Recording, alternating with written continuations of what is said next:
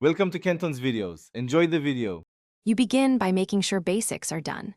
Siri enabled, iPhone unlocked, and the Fortuner is running so the infotainment powers up. Plug a certified cable into the vehicle's USB port and your phone.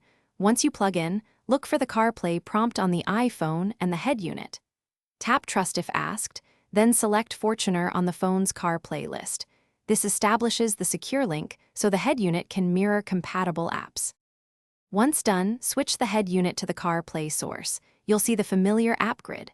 You can tap the screen, turn the infotainment knob, or use steering wheel voice and track controls.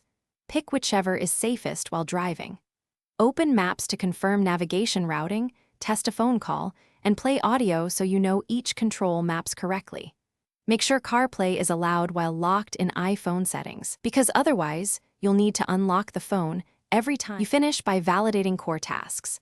Ask Siri for directions, make a quick hands-free call, and stream a track to confirm audio routing. If something goes wrong, first swap to a known good MFI cable and reboot the iPhone. Make sure the head unit firmware is current and the USB port is clean. If CarPlay still won't connect, remove the vehicle from CarPlay settings and re-add it. This resets pairing and fixes lingering permission or handshake issues. Thanks for watching. Consider subscribing if we helped you.